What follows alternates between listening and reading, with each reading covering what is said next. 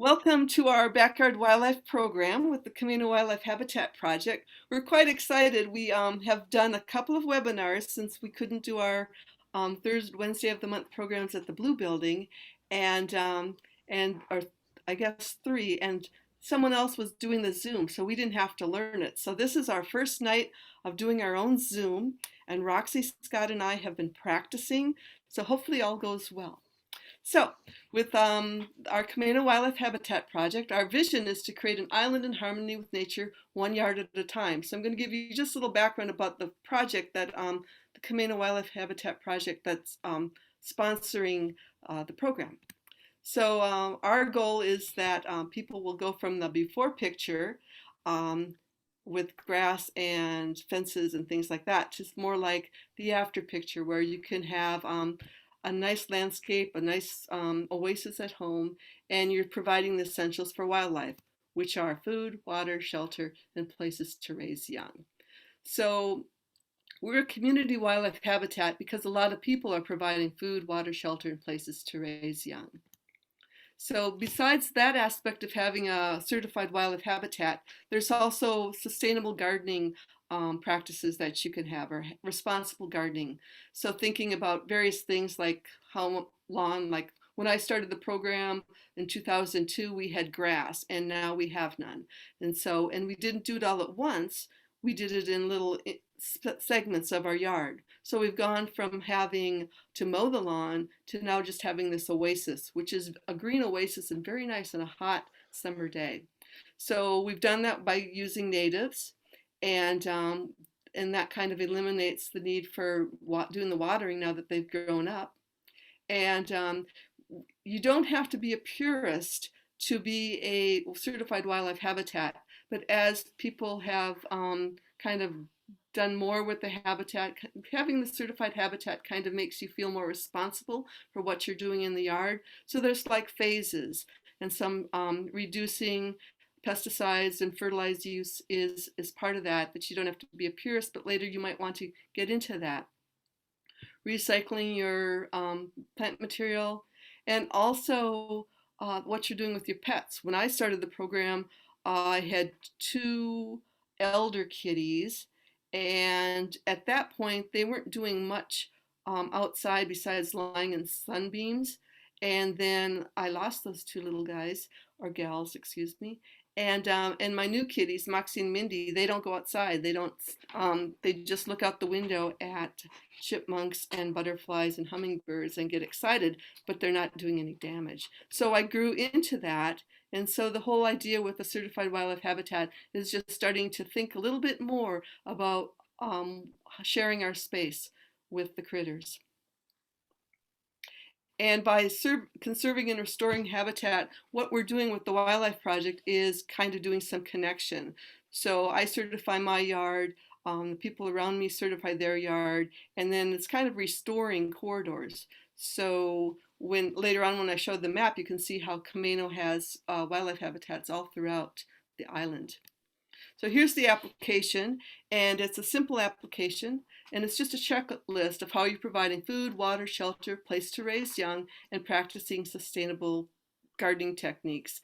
And so you don't have to check everything off. You need to check off 3 for food, 1 for water. Water's the most difficult. It can be as simple as just putting out the drain pan of a flower pot, adding some rocks so you don't have steep slopes, and there you have a water source.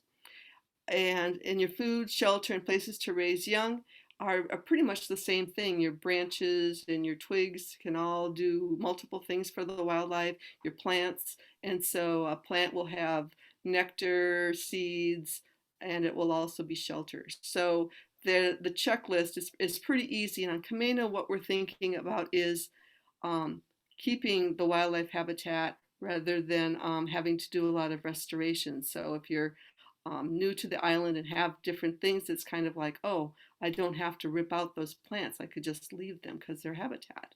And when you're restoring and adding things to your yard, it's thinking, oh, native plants will be better and more beneficial for the wildlife.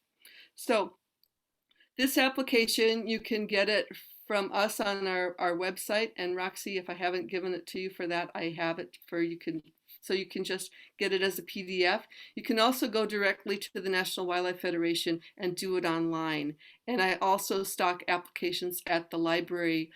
We're a demonstration garden there, so there's a little, like a real estate office box next to our demonstration garden sign. So simple checklist. We are now at 969 wildlife habitats, and we would like to get to 1,000 sooner rather than later. So you probably want to be part of the in crowd to get us to 1,000. And if you have heard my spiel countless times, then note that you are ambassadors for the wildlife, and people can get the application at our website, National Wildlife website, or at the library, or call our number and I can email it to you as well, or send it to our email address. So simple checklist. And once you're certified, you can put up a sign if you want to. Our sign is $15, and we Pilar designed that so that we would be able to maybe get to 1,000 sooner, because everybody would want to certify to get this beautiful sign and put it up. Or the National Wildlife Federation, this is their current version with Ranger Rick. And you have to be certified to be able to put the signs up. And I get calls. It's great advertising, because people see the signs and say, oh, I can do that. And then I tell them how they can certify, and then I meet them. Right now I meet people at Terry's Corner Park and Ride over by the bus shelter and deliver signs. They're $15, the ones we have. If you want Ranger Rick, then you use your number and you order it from National Wildlife Federation. So this is the map I mentioned before. All these dots are certified wildlife habitats, and you can see how the dots kind of connect, and we are, by people certifying, we get that idea of an island in harmony with nature, that we're sharing our space, and our dots connect with our parks, and it helps to restore corridors and protect our wildlife habitat, and makes us have a very nice place to live. This is part of a national, or a statewide. In Washington, we have 18 certified wildlife habitats. There's 133 in the nation. So it's a bit of a community statement of how we protect wildlife. So, and connect and do an action step. It's an action step for the environment on the island. And with that, here are some references. If you want to know more about landscaping for wildlife, Russell Link is a biologist with Fish and Wildlife, and so these are his books. Some excerpts of those books are on the National Wildlife, Fish and Wildlife website. And Attracting Birds and Butterflies is a National Wildlife Federation book. And actually they've updated it, so I need to put the new book cover on. And with that, here's contacts. So National Wildlife Federation has lots of information about certifying and planting for wildlife, as well as our website. Okay, and with that, I want to introduce Scott. And Scott Chase, he is he used to be the Shore Stewards and Wastewise coordinator on the island for WSU Extension.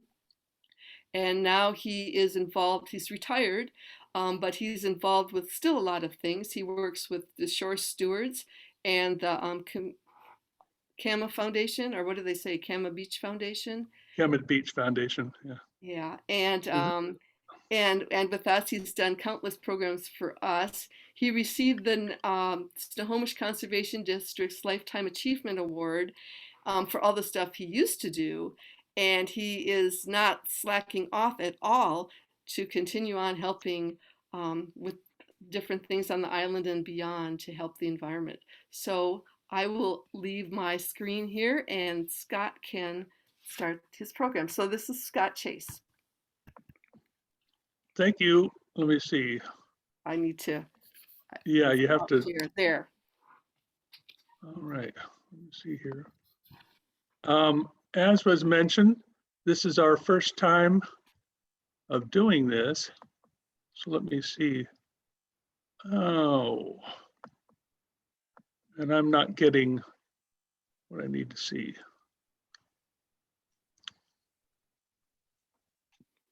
While you do that, I forgot. There's if you have questions, since this is a webinar, so we're only seeing the panelists' pictures and whatnot. But if you have questions, there's a Q&A. So I'm monitoring questions. If there's a problem with hearing us or something like that, you can use the chat. So I will be monitoring that, and when it's appropriate for Scott's timeout for giving us information and questions, but most of the questions will come at the end, even if you write them in earlier. So that's my that is my business about technicalities. Okay, Scott, I'm done. And I can't see anything that I need to see. I don't see what I saw before when we were practicing. So hold on, let me see. Scott, stop screen sharing and then restart it and pick the other window. I think you need to pick your PowerPoint window. There you go. Yeah, there we Restart go. it. Hold on. Nope, all I see is So do you see the green something button totally, for screen sharing? So you got a screen yeah. share. And I hit that, and what I see is basically the screen over in the corner, but I don't see anything that I had before. set up. Is it maximized? Is it minimized? Val, do you have a suggestion? Well, what are we seeing, Scott, that has, what is that on your screen? What I see, Did you have your PowerPoint window open? well, let me try this. Let me try this. Because we're definitely seeing something on your screen. Okay. Yes, we can see your screen, but we just don't see the right window. Let me see, hold on. Yeah. There it is, there it is, yay. Okay. We're open with it. Good, I was panicky. Good. You can see So, that Yay, okay? yes, yeah. very Thank nice. All right, you everybody. for bearing with Thank us you. in our first Zoom. Yeah, it could have been worse. My name is Scott Chase. As Val mentioned, I was with WSU Extension for 13 years. I was the Shore Stewards Coordinator for all of Island County, Beach Watchers, and WSU Wastewise Coordinator for Camano Island. And I retired 3 years ago this month. And since then, I've been volunteering and very active in Sound Water Stewards, which was what happened to Beach Watchers. It became Sound Water Stewards, the Island County Marine Resources Committee, WSU Wastewise, and also the Kama Beach Foundation. So I haven't let the grass grow under me. I've been pretty active there. This is a presentation I want to mention that was originally going to be given this past March. March 14th, I believe it was, at the Whidbey Gardening Workshop over in Oak Harbor. We all know what happened to everything that was supposed to happen in the middle of March. It didn't happen. I will be doing it, however, this coming March. So this gives me the opportunity to practice a Zoom presentation, as well as know what slides I might want to tweak in the 4 months that I have before then. So if you've never heard or been to the Whidbey Gardening Workshop, I highly, highly suggest that you do so. So do a Google search when you have time. Look up Whidbey Gardening Workshop 2021, and you'll get linked up to them. And it's a great event. It'll be the 32nd year of the workshop. It usually happens in Oak Harbor at the high school, and usually fills up full of people, exhibits. There's a great keynote speaker. There are different speakers on all sorts of topics throughout the classrooms, and their field trips. It'll be virtual this coming year. It'll be Zoom, but there will also be field trips, and those will be in Snohomish County and on Whidbey Island, from what I read on their website a couple of hours ago. So look it up when you can. It's a great opportunity to take a whole lot of classes without having to worry about driving all the way to Oak Harbor, and I highly recommend it. So let me see here. What we'll cover in this one. Scott, there's your slides are a little blurry. I don't, there. It's better now. Okay, But I it well, was I kind went, of blurry for a while there.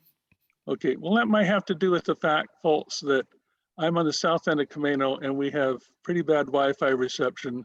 We were going to do it. I was going to get into the Camano Multi-Purpose Building, which has a great Wi-Fi setup from WSU Extension. But this week, after the governor announced the new restrictions, they put chains on the doors. Honestly, real chains on the doors. So I can't really get into that building. And I didn't want to sit in the parking lot with my laptop and my laptop by the light of the dome light in the car. So hopefully this will work out and you won't be seeing blurry slides. So before we get to the plants and the plant alternatives that go over a drain field and go over a septic tank, a lot of people don't know the basics about what a septic tank is, how a septic system works, what a drain field actually is.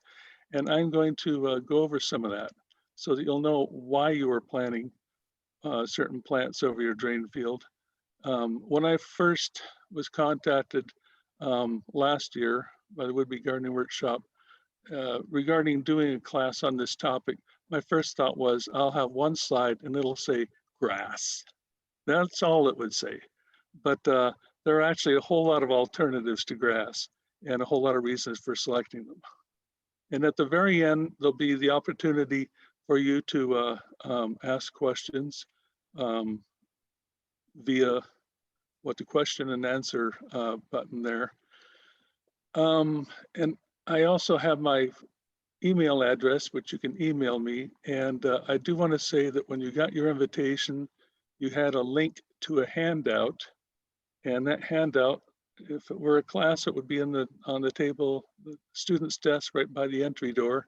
It isn't, it's on that link. So please do look at that. Besides having written materials, there are also links to a lot of other sites that are of great information to you. And I suggest you look at them. You can also go to the Backyard Wildlife Habitat website and they'll have the link as well.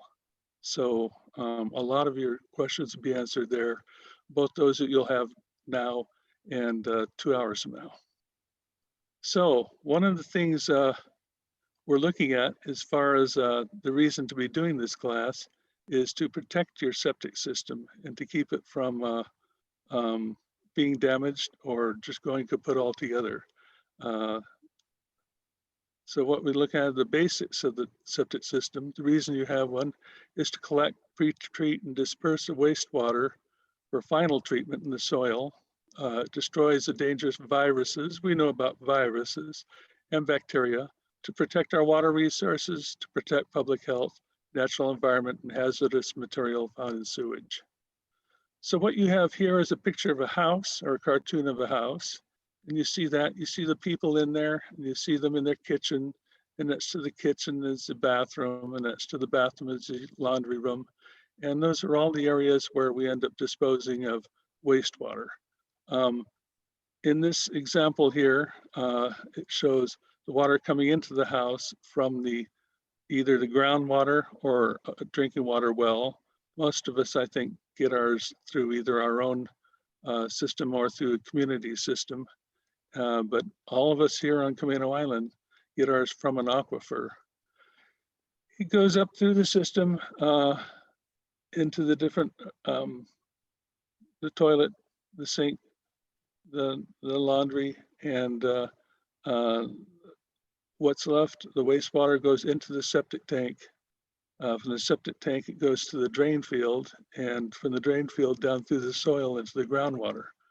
So it all gets recycled again. And that process between going through from the drain field to the groundwater can take many years, actually, depending on how far down your aquifer is. But I'm going to get into more detail on that. Here's a typical septic tank. They're typically a concrete thing like this. Some of them can be made of plastic. You can see one on display if you know where the Casa Animal Shelter is across the street. There's a septic place called Envirotech, and they have one set out there next to the building, so you can get a good look at it. Actually, right before Halloween, they had ghosts coming out of the top of the septic tank risers. But anyway, that's about the size of what what you're looking at in your yard. Cross section, you have these tank covers on top. You might, not all do. They're risers. If you don't, and if you have to dig down to the top of the tank every time you get it pumped, I would suggest that you go and have risers installed. You can do them yourself. There's a place up in Mount Vernon called Berg Vault, B-E-R-G. And where that is, if you're headed north on I-5, right before you get to Anderson Road exit, it's on your right-hand side there. And I put my own on. It wasn't that difficult outside of digging on down. But you see from the left, it shows the inlet from the house. It goes into the first chamber of the septic tank. There's kind of a T. The water and all that goes on down below the first compartment in the inlet baffle. You end up having the sludge layer settle down to the bottom. On the top, there's a scum layer, and that's sort of a bubbly foam type layer.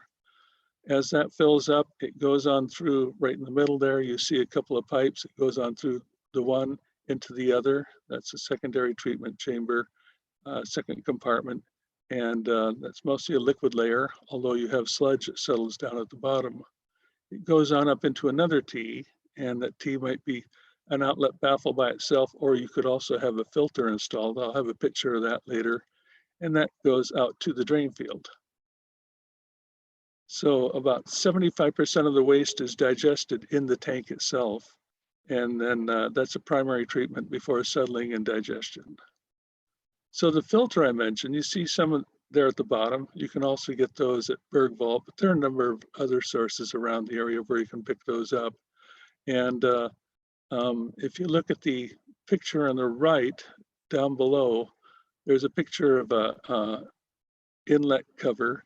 You take that out, and that is a place right there where a filter can go in.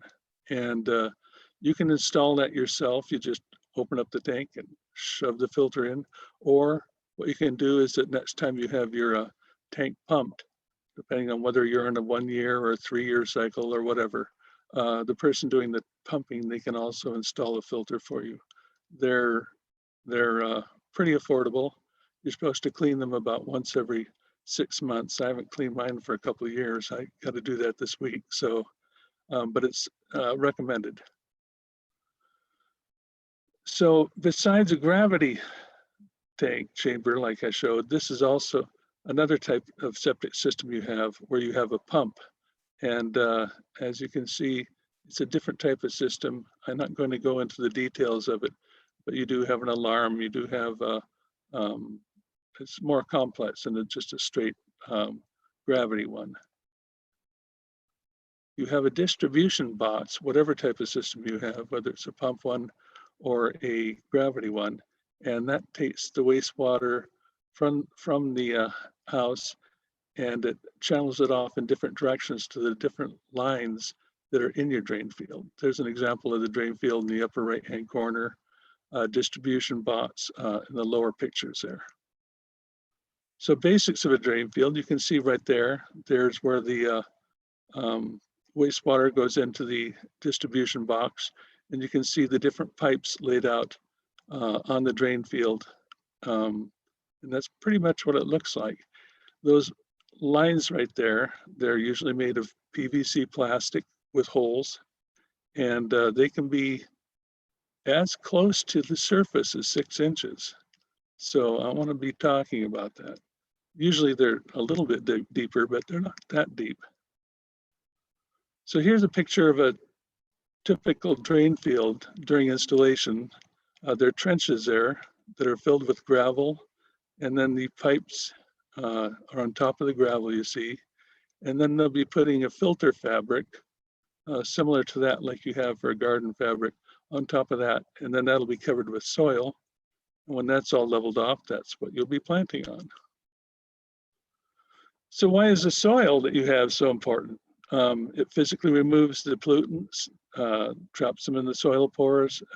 They're chemically retained there, being bound to the soil particles, and they're biologically removed by being consumed by the soil microorganisms. So what type of soil you have and how you treat it is very important in the function of your septic system and drain field.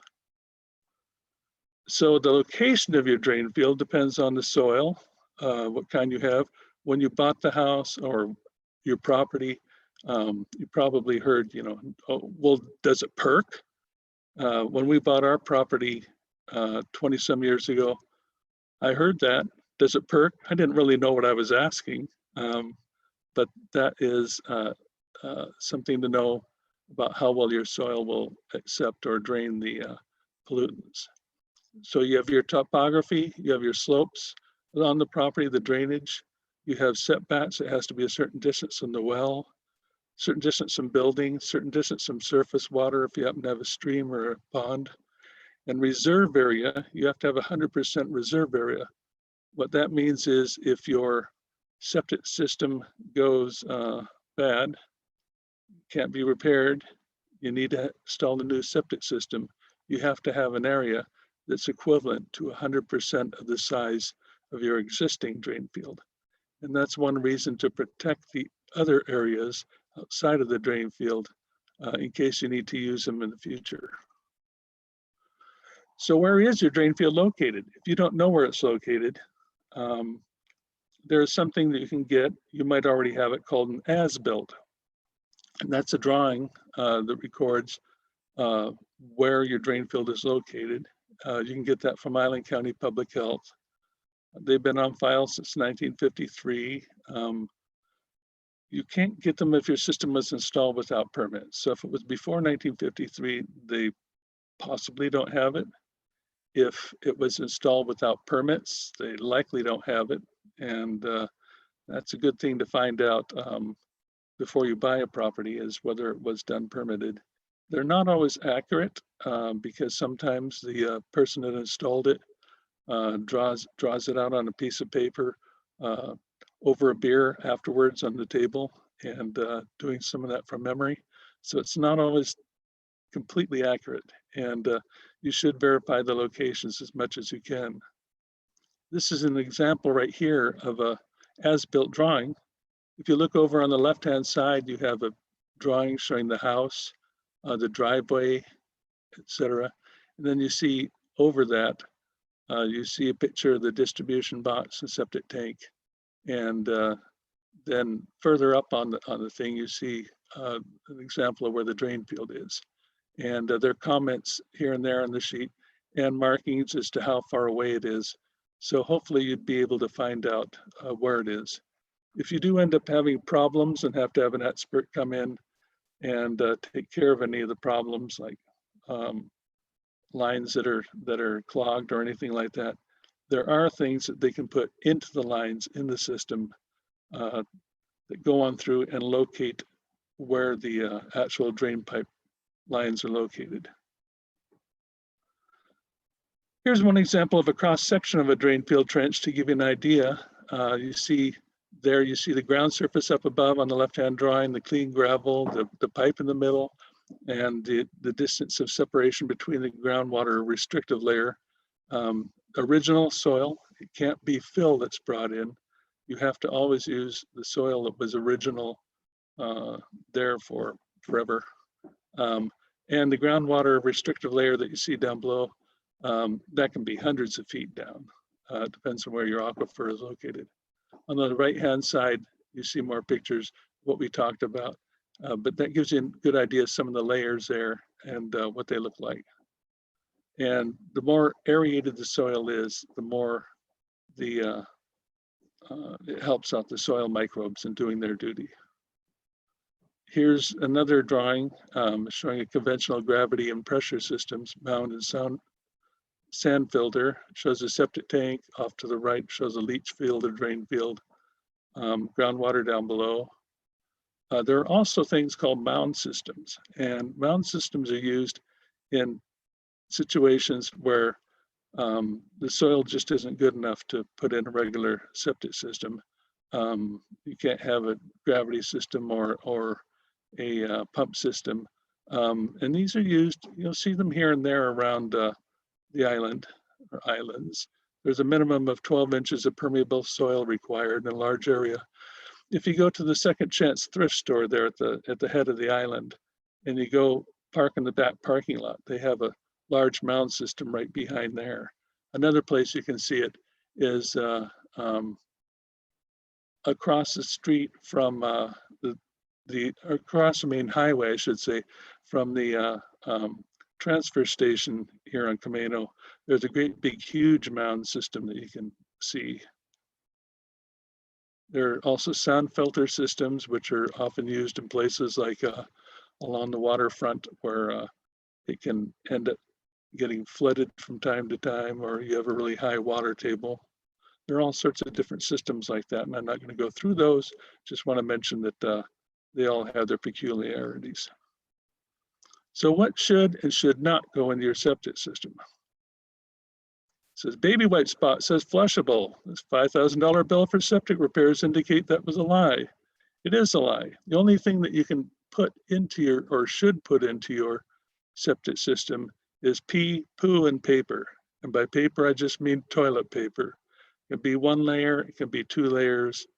You sometimes hear people say that you should have kind that's used in a boat that's made for septic systems.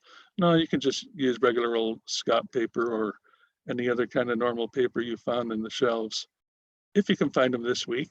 I heard that they're kind of out in some locations, but anyway, any normal paper will work. That said, there are a lot of things that look like regular toilet paper, like facial tissue, that you shouldn't use. So don't put facial tissues in there. Whether the baby wipe spots or sanitizer wipe spot says flushable, it isn't flushable. Don't put those in there. Also, some of the other things you shouldn't put in there, don't put in tampons, don't put in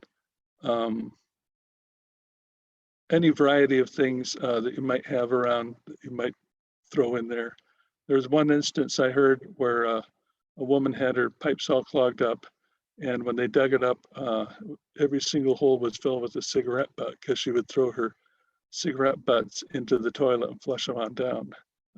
Not a good idea. So pee, poo, paper, and that's it. Another thing I should mention, as far as additives and other things you should avoid, if you see a package that says that it's a septic system cleaner and it will clean out your septic system, don't buy it, don't use it. Sometimes they've had those on TV on late night ads. The reason being, what they do is that they go into that first chamber. You know, you saw that picture of all the sludge that was at the bottom. They'll just dissolve the sludge and push it on through into your drain field. So instead of the sludge being down in the bottom of your tank, ready to be pumped at some time in the near future, it's out there in your drain field clogging things up. Another thing to think about, garbage disposals. I've known people who use garbage disposals. It's not advised unless you want to pump your tank yearly. There are some that they say, oh, this is great for septic drain fields and all that, but really it doesn't chop it up fine enough or treat it well enough to make it usable in a septic system. Septic system microbes like their food pre-digested, which means going through your body before it goes into the tank. So do not use a garbage disposal. If you've been using one, avoid doing it.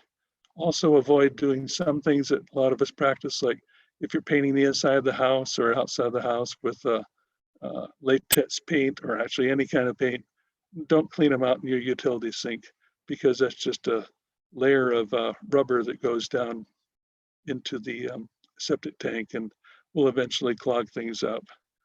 Don't clean anything else in there in the utility sink either that might cause problems. Don't put any cooking oil down your sink. Just pee, poo, and paper. That's it. One thing you might want to try doing is limiting your laundry loads per day. If you can just do, say, if you're doing laundry loads, you have maybe one in the morning and one in the afternoon or evening, but don't do several in one day.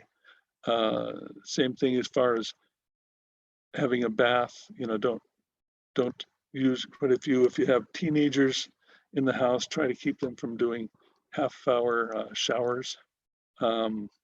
you want to limit the amount of water that you put in there, because the more water that you put into your septic system, the quicker it'll flush things out before they've settled and been processed through the tank. So other things to do to protect your drain field besides planting, you want to avoid soil compaction, and that's both in your drain field and your reserve areas.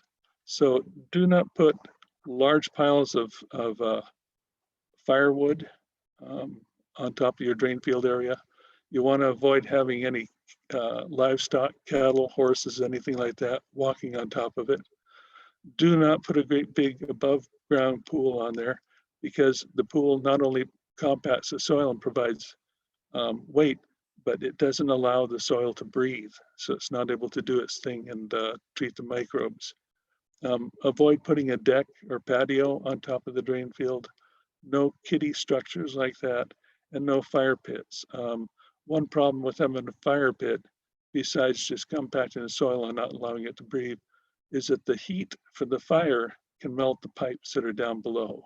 You sure don't want that. So some of that says signs of trouble. You might not be able to read the letters at the top. Foul odors, slower backed up drains, wet spongy ground. If you're having problems, you'll know it. So be sure to inspect your system regularly, pump it when you need to, flush only human waste, toilet paper, divert the surface and downspout water away from the drain field. So if you have downspouts coming down from your gutters, make sure that they aren't diverted out toward the drain field. Try to divert them to another area, and protect the area from construction, vehicles, excess runoff, cuts and fills, burn piles. You don't want to have it in an area where you have a driveway over top, or vehicles are going to drive over the top. You don't want to have it to where you have like a gravel parking area there. Keep anything like that off the drain field. So what you're looking at regarding landscaping, that's what you came here for, was to preserve the drain field function. You want to keep it dry to assist nutrient removal by what they call evapotranspiration. And that's maximized by exposure to elements, sunlight, wind, air temperature, humidity. You don't want a heavy soil cover. So avoid, piling a whole lot more soil on top of your drain field than was there when it was built. And water uptake through the plants. So there's an example right there. You see the septic tank and drain field. Above that, it shows some plants that are growing, and the plants take up the moisture in their roots, and they evapotranspire it or transpire it through the foliage. So that takes a lot of the water out of the air. There's just plain evaporation that you see over the left-hand side, and that removes the excess water. Why should we care what plants grow in the drain field? You can see some examples of some pipes that were cut out of a failed drain field right there, and you can see how they're just completely filled with roots, and that's what you want to avoid.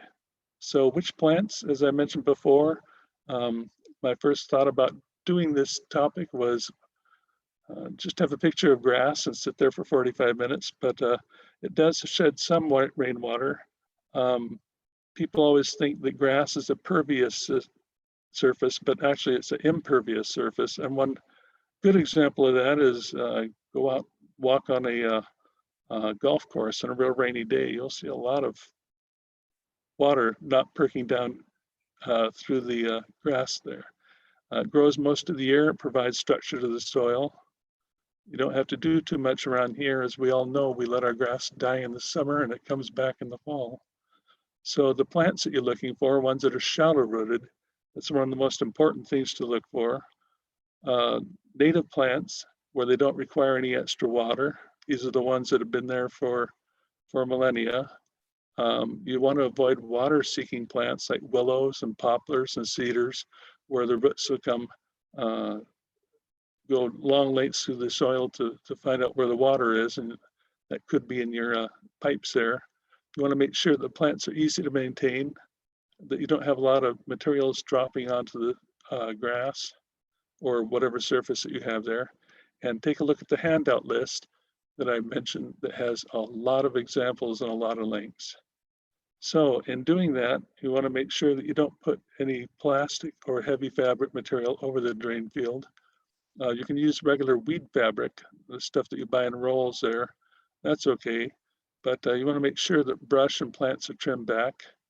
As we mentioned before, no heavy equipment or livestock, but also no irrigation over the drain field. You don't want to have your sprinkler over there. You don't want to have a sprinkler system over your drain field. Any sprinkling like that should be at least 10 feet away, and don't put a structure over your drain field. You want to make sure there's a right amount of cover. If you have too little cover, you get soil erosion, and there's an example right there where there was a bit of a mound, and Johnny's out there with a little toy truck, and he's been playing there for all summer long, and you see a corner of the tank exposed. You're getting pretty close to some nasty stuff that you don't want Johnny to be playing in. So make sure that you keep a sufficient amount of soil or cover over the soil or the drain field there. You also want to protect your drain field. There's an example of where somebody next to a driveway have a series of boulders to keep any cars from backing up into the drain field or using it for parking. I've seen a lot of houses where they have a multitude of cars and trucks parked in their grassy area, and I've always wondered, is that their drain field? There was a place called Larkspur Farms up near Conway, and they had an annual, or maybe it was twice a year, big antique show that they had. And a lot of the vendors would set up their tents and such in the right near the drain field, and some of them would back onto the drain field in order to turn around and get back out again. And the owner of the farm, she had all these construction tape up to try to prevent them from doing that. Would yell at people if they got too close to it, but I imagine it got pretty wiped out from all the vehicles that you saw on there. Whoops, I don't know what the heck happened there. Oh, hold on. Okay. So some things in landscaping your yard, some ideas that people have might look really nice, but they're big problematic areas and you should avoid them. There's some examples there. You see all the rocks in the upper right-hand corner where they have possibly a fake stream bed. Lower left-hand corner, you see somebody has their tomatoes growing. Avoid planting vegetables over a drain field. For one thing, their roots are too deep for what you need. They interfere with the water situation. And do you really want to eat food that's been picking up nutrients or whatever from the soil there? I don't think so. Another thing is to, again, avoid irrigating the drain field area. So here's other examples where they look good, but a problem for the drain field. Gravel offers no protection at all to the drain field from rainwater. It'll just go right on through. And again, we're trying to take the rainwater out of the soil and get rid of it as quickly as possible. So here's Glendon Mound. And I mentioned the mound systems before, and there's some landscape ideas of what people have done. The lower left-hand one, I believe is, yeah, that's Greenbank Farm over on Whidbey Island. The master gardeners had taken this area and tried different planting things on different sample faux drain fields just to see what worked and what didn't work. And that photo I took not at a good time of the year. I think it was winter time, but it does give an idea that you can do more than just have grass on there. I mean, grass you'd have to mow. You wouldn't want to go up and over that little hill. But there's some ideas of ways that people have planted over a mound. You have to make sure that when you're doing any kind of landscaping that you tend to the plants regularly. You can see in the upper left-hand corner, you can see the risers in one area, but you can see that they have let in this drain area, they've let a lot of needles and such fall from the trees and didn't clean them up, which will not give the plants a real good opportunity to thrive. So you want to make sure that you have everything tended to and raked. So here's some good examples of plants on a drain field.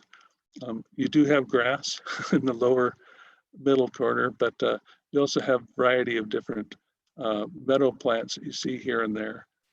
Again, these are detailed and lists that are in the handouts. Lawns themselves, they're great for a gravity system. You only have to fertilize them in spring or fall, if at all. And if you do so, make sure that you have grass seed mixes that are suitable for our climate up here in the Northwest, and mixed specifically for sun or shade, depending on what your site is. If it's mostly in shade, you can get certain grasses that are best for that location. Same thing with sunny areas. So here's one of those real long slides that we all hate, but anyway, I'll go through it quickly. Probably before my next presentation, take this and put it into 4 different slides or 5. But meadows are something that people really like, and that includes perennial seeds like lupins, which tend to take over. Annual seeds don't usually sustain themselves for over a year, so you might want to get something that lasts longer. Make sure that whatever plants you get are selected for the Northwest. You want to make sure that none of the plants are on the Washington State Noxious Weeds list. Sometimes you can buy plants online that are shipped from some other state and find out that some of those plants are considered noxious weeds in our state. Little bulbs like small daffodil and crocus bulbs, they can be real attractive when they're mixed in with the wildflowers, and they'll return year after year and increase in size if the chipmunks don't get them. You might also look for one of the eco lawn mixes that are available at the nurseries and catalogs, and there are blended grasses and wildflowers that require a real minimum of water, fertilizer, and mowing. Oregon State University, their turf grass program, they've made eco lawn components that include dwarf perennial ryegrass and hard fescue, non-competitive grasses that are green during the winter. They might go dormant during the summer.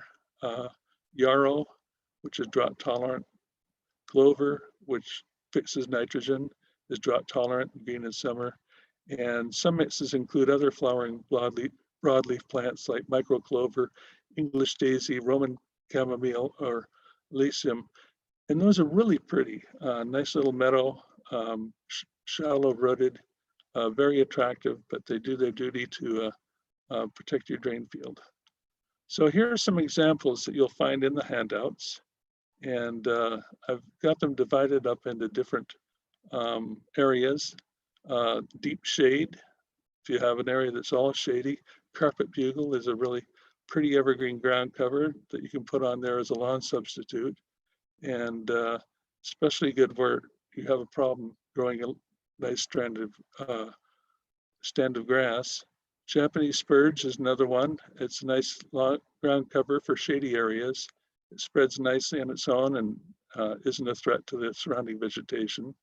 Periwinkle is really pretty, Vinca minor, and that's a popular ground cover with little tiny pale blue flowers in the early spring. And they thrive in sun or part shade as well. And it's a good selection if it's a well-defined area surrounded by lawn or hard surface so it does not become invasive. Sword fern, not directly on the drain field, is one. I'll mention that later. Irish moss, wintergreen, just use one of those.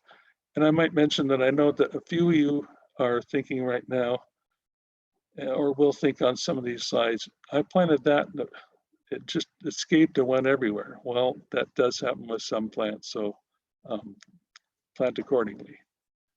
Partial sun and shade, you have Wells Delight Creeping Blueberry. That's a nice little ground cover that also bears fruit, and it's also called thick leaf whortleberry, and that can be used in sunnier locations. You have Blue Star Creeper, and it's a clump forming perennial in the dogbane family, and it's a good area if you have some afternoon shade in an area that's typically sunny.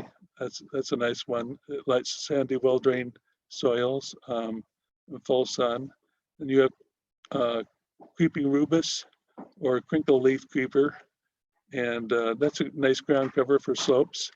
It'll grow to cover large spaces. It's drought tolerant like ivy once it's established, and it grows well in the sun and the partial shade and is healthy with little care.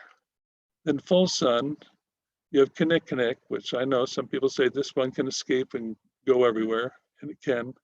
But if you have it contained, it's a nice evergreen ground cover, especially good on the hill slope. It doesn't work well in compacted soils, and but it can be really lush in sandy hillsides. And the bright red berries are really pretty, and they were used by the Native Americans for many millennia. You have the blue oat grass if you want an attractive larger grass. It's nice powder blue foliage and spiky architecture. It looks like rigid tapering pieces of steel blue linguine collected in a porcupine-like dome. You have fountain grass, that's another one if you want a nice little mound with arching leaves and bottle brush-like seed heads. And it's a staple that you'll find in a lot of Northwest gardens. Flowering begins in the late summer. And a lot of these also, by the way, provide nice habitat for the different animals and critters around our area. So for partial sun near the drain field, not on the drain field, is our standard sword fern. It's not good to be on the drain field because it can be a bit too deep rooted, but you can plant it around the edges for some for the attractiveness of it. And the deer fern as well. It's common fern. You know these ferns, various dwarf rhodies and azaleas. They're another good choice for having around the outside of the drain field.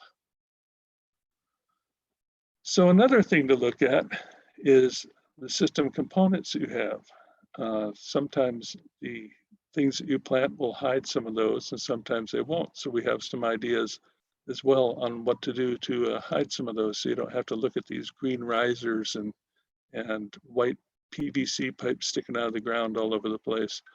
It also gives you good access to the system, and they're required by law for new systems since 1995, the risers and lids, I should say.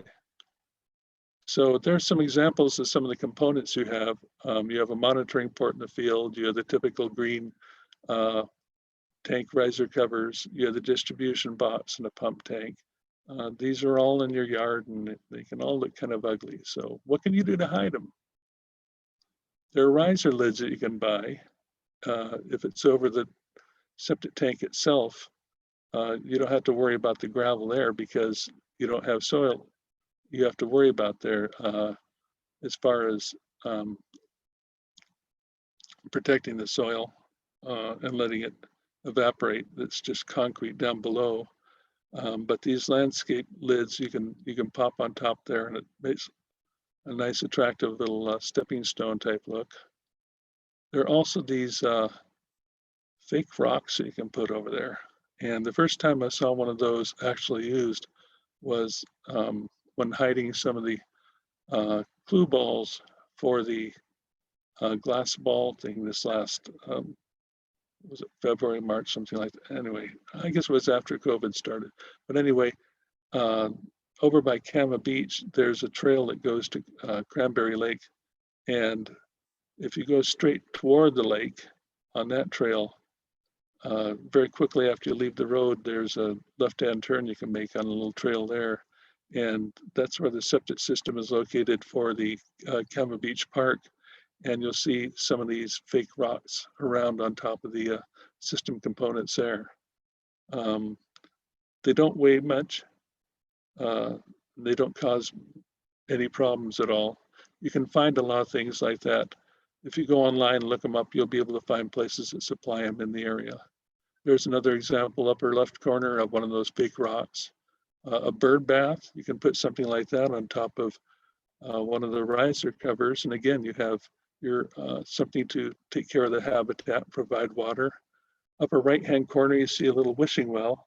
You might think that that's you see plants growing out of it, you might think that that's a planter, but actually it's pretty shallow and doesn't weigh much at all. It can be taken off very quickly if you need to have the tank inspected or pumped. There's an example on the lower pictures there where they basically made a frame and out of cedar and a little shallow area on top there that they could put some plants in. But you know, it looks like a full-size planter, but in actuality, it doesn't weigh much at all. But you can do the same thing. You can put a bench over some of them, sculpture, lawn ornament, all sorts of things like that that don't weigh anything. So resources. Here's the handout. You can go to the CamanoWildlifeHabitat.org, or again, you should have the link in what was sent to you for getting onto this meeting. If you go to a local nursery, they always have a lot of great information too, handy resources there. You can hire an on-site professional. If you go to the Island County Public Health website, you'll find license lists, licensed professional lists available, so you can see who you might want to hire. Island County Public Health itself has a lot of information on septic. You can take a free Septic 101 class through there. There's lots of other information.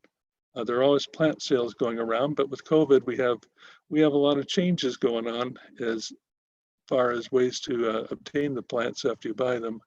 The Snohomish Conservation District for a long, long time has been having in their annual native plant sale where you order up the plants and pick them up in Monroe at the fairgrounds there, but that'll be in February 27th and 28th.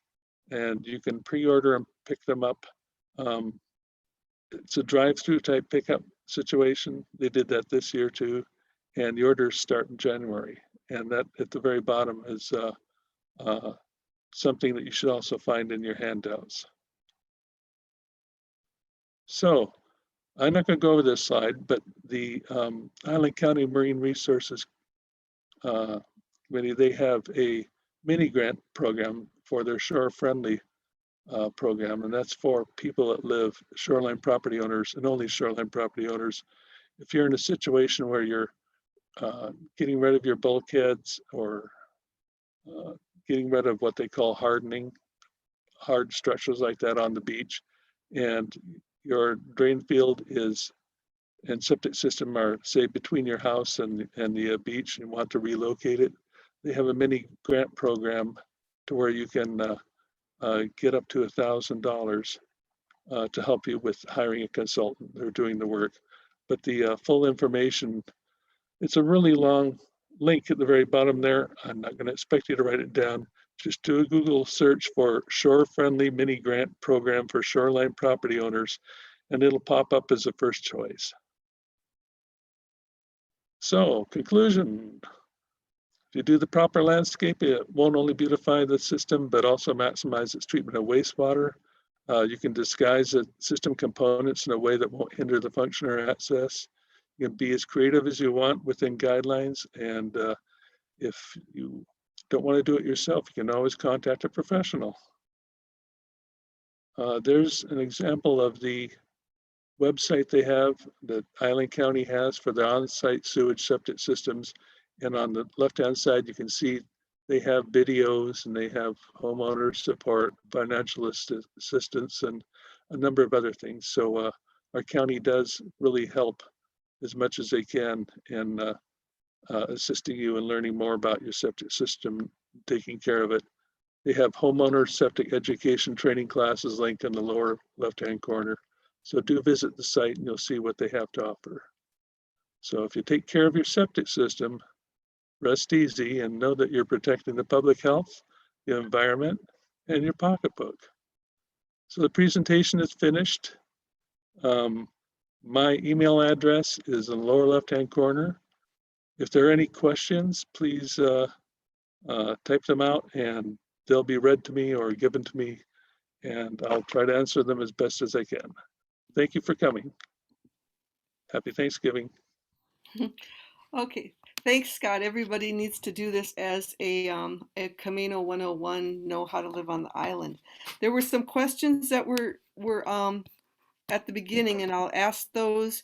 And if you have questions that you want to type into the chat or questions and answer, or if you want to ask personally, I can allow you to talk. So then you raise your hand. So let's see here what was asked early on. Okay, somebody was wondering if they can add compost to the ground over the septic. A minimal amount. You don't want to, again, you don't want to make the cover too thick. A couple of inches, maybe 2 or 3 inches, that's fine. But don't pile it on like you might in your raised beds or anything like that. Okay.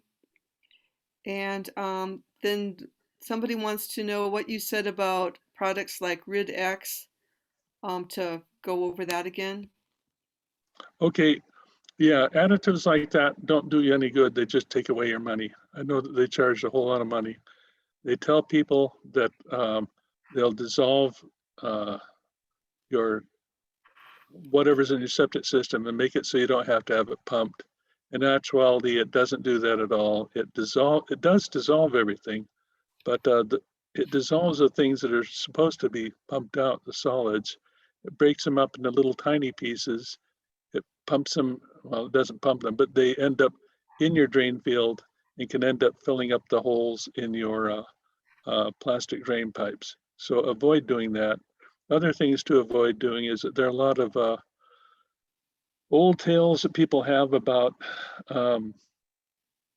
what to do to energize your drain field after it's been pumped, like putting in a head of cabbage, and there are all sorts of other things like that.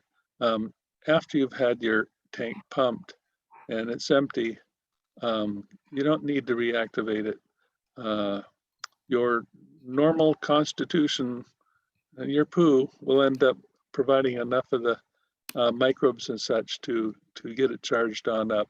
And you don't have to buy anything to add to it. It'll just happen naturally. Plus, there's a little bit left after they pump. They can't pump out every single little drop, so some of it is left behind. Next. Okay. Now I go to Q&A. Whoops, I'm looking at both chat and the questions and answers. Okay, here's the good job. And thanking you for it, as well as which is the best way to get rid of alders and blackberry vines on a drain field? I mean, that's a real good question, just as you remove them otherwise, but if you have tall alders and you're cutting them down or something, make sure that the tree doesn't fall onto the drain field or any other trees in the area, because they weigh a lot. And if you have a good sized tree fall down onto the drain field, it could end up crushing some of the pipes down underneath. One other thing in mentioning about that, that's a real good question, because it does mention trees around the drain field, and you should avoid planting trees around the drain field as much as possible. One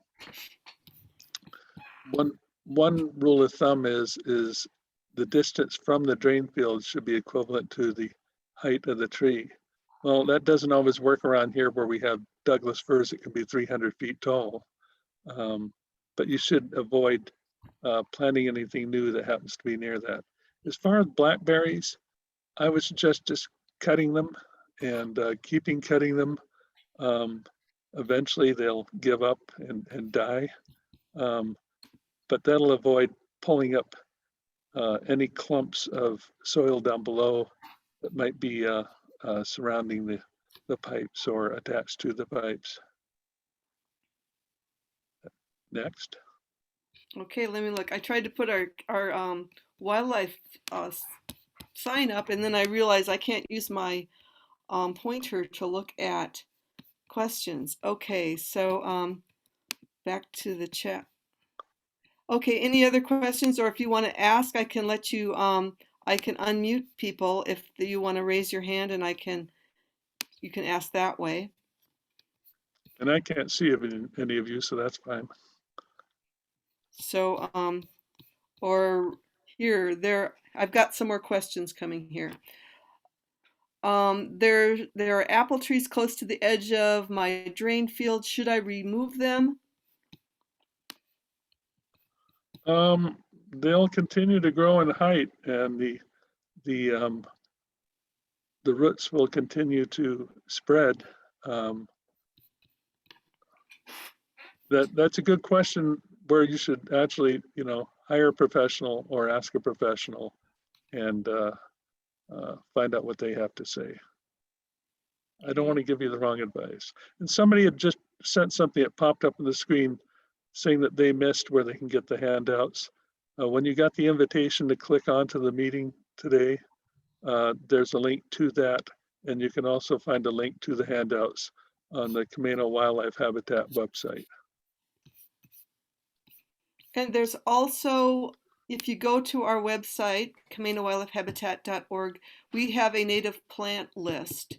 And on that list, it talks about ground covers that are in shady areas or sunny areas, moist areas, dry areas, wide or narrow. And those ground cover plants are all native plants that are not going to be invasive and hurt the environment by spreading other places beyond. And so that's a good place to look, as well as Scott's list. Periwinkle was on Scott's list, and I know that's an invasive to be avoided. And I know that because I love periwinkle and Yeah. And would love to have it. But so I thought I should just bring that up. So the native plants on our list are all acceptable for wildlife and not spreading and becoming noxious. So Okay, I'm looking at some of the chat questions too. And for those that aren't looking at that, this is being recorded. And if the recording worked out okay, you'll get a follow-up email tomorrow with a link to the handouts and all that. And again, they'll also be on the website. And those will, those have a lot of, not just lists, but there's a lot of links to all sorts of different sites on those. That'll give you a lot of the information you're looking for. okay, and I have a couple more Q&As here. First, another thank you, Scott, for You're the welcome. great information. And then here's one about a riding lawnmower and whether that's too heavy. That's a real good question. So a regular riding lawnmower, your standard one that you can pick up at Home Depot or even the IGA store, I think. I mean, not IGA, but the Ace Hardware store. The regular lightweight one that most people use, that wouldn't be heavy enough to cause any real damage. I mean, those are okay to use. You just don't want to use your big John Deere tractors, brush cutting and grass cutting combination that you attach to it that weighs a couple of tons. Think of those as being like having a big truck over your drain field. But your lightweight little riding mower, those are okay. Should be okay. Okay, and then I have, there's a question, a live question. So Catherine, I'm going to allow you to talk now. Okay. So, Can you hear me? yep. Mm-hmm. Okay, so I just put in a new, very expensive septic system because mine failed. I'm on a sloped lot, and I had topsoil brought in to level out to the top of the drain field, but where the slope of the drain field or the mound system, it's sloped, and I don't want to put soil on it because I can't mow it. What could I plant in there that's just basically the sand? I put some like a, what is that called? Like a mesh that's made out of like it's biodegradable, but I want to plant something in there that spreads, but it's just sand. There's no topsoil on it. Take a look at the handouts, and again, there are a lot of links within those. And if you go on through those, you should find something mentioned on what to plant there. I can't give you an answer right now, but also the people who installed that, ask them if they have any suggestions themselves, because they deal with that every day. And also ask if they have any examples of ones that where people have planted in the past, and you could go take a look or drive by. I bought some of the bluegrasses and planted in there. It's jute that he put on the side so it wouldn't slough. But I just wanted something that holds that down and holds the sand in place so it doesn't degrade over time. And I was trying to find a plant that would work for that would spread. And I did plant some things and I can't remember what they are, but it's a big clay. It's a big mound system. So there's a lot of space to cover. And I don't know a lot about mounds, but another thing I would suggest is contact the Snohomish Conservation District, because they do have people there that work with things like that every day, and that's what they do. They have experts who come and give you information, might even come out to your site. I don't know. I mean, there are site visits, not all the time, especially not when we're wearing masks and all that, but you might check with them. Yeah, well, I'm the living proof to take care of your drain field, because it's super expensive to replace. It is very expensive. Because I had to have the Oscar system, and yeah, very expensive. So sorry to hear that. Yeah. Oh well, lesson learned. Anyway. Well, for one word of information there, if you know, at Terry's Corner, you have the restaurants, and then you have the big grassy drain field area that they have. Originally, they were looking to put in more restaurants than what they have now, but they were limited as to what they could do in regards to the amount of drain field space that they had. And what I had heard years ago, and I don't know if it still pertains or not, but what they were doing is they would have like three drain field areas, and they would use 2 at a time. And then the following year, they would take one out of service and put another one of the 3 in service, and rotate throughout the years like that. So they didn't end up damaging or overusing one area over another. But that limited the number of restaurants that they could have in there. Not that it matters right now, but still, yeah. Catherine, do you know why your system failed? Well, it was 50 years old, and it got some overuse, and I just think just the combination of being old and overused. Yeah, sure. We've got neighbors who are driving on their septic system all the time and pretend that it doesn't matter. And I just really want to say it does matter. Yeah. And yeah, it just, yeah. I had no idea when it failed. Just, I mean, because I had a gravity system, and I went from a gravity system because of the changing codes to having to have the Oscar, which basically I have a double lot, and the Oscar took up the whole space of my lot, my second lot. That's how big a system it is. Wow. So had I not had the lot next, not had a double lot, I'm not sure what I would have done. It would have been a challenge.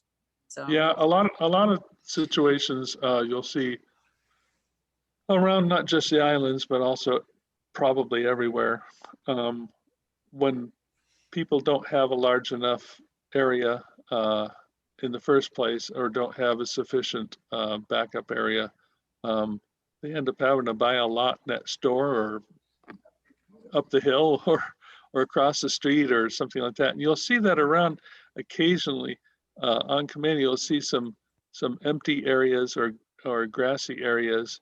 And you think, why didn't they build a house there? Well, that's because it's the drain field for the house across the street. And that does happen around. I do see a question too from Debbie saying, I'd like to replace the grass over the field and do it the cardboard compost and seed way, is that okay?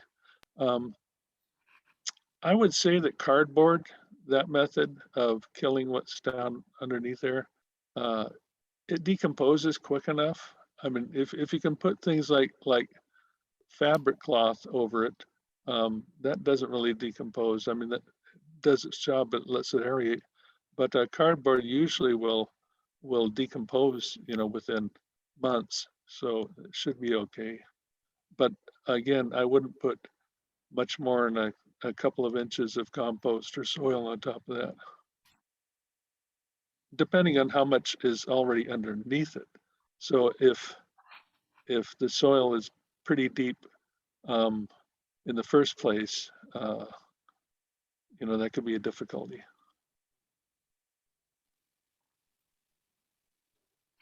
Okay, so any other questions or raising hands, and you can ask. I don't see any more on the, oh wait, here's something. Here's somebody says that if you give the Oscar a year, grass will grow on it, even though it's just sand. I'm an installer. So that's some info on that. There's an expert. And then, yeah, thank you. And I don't see any other questions, so ask now, raise your hand, or we'll call it a night. So it looks like I'm not seeing any extra questions. I have 3 screens I'm looking over. I've got participants for raised hands, chat, and Q&A. So I'm not seeing anything. So I want to thank you all for coming. We will be doing webinars whenever we starting in January, hopefully on a regular schedule. So until we can use the blue building again for our third Wednesday of the month programs. We generally don't do anything in December, so or we don't. So we take December off and then we start up in January. So we will be programming some of the stuff that we had to reschedule, and that's up to whether people want to do webinars or not. Some people are waiting for an opportunity to do it in person. And so check our CamanoWildlifeHabitat.org website, or you can get on the mailing list by contacting us. The email's on the website, CamanoWildlifeHabitat@gmail.com. And to help us get to 1,000 backyard wildlife habitat, so certify your yard if you haven't. Join the club. And with that, it looks like we're good to go. And Scott, thank you so much. Thank you, Val. You have done many, many programs. He's done mushrooms for us and slopes and rain barrels.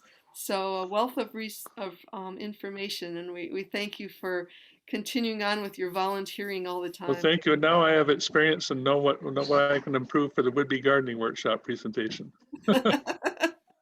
Yep. We were successful with our first webinar. Thank you all for coming. Thank you. Take care.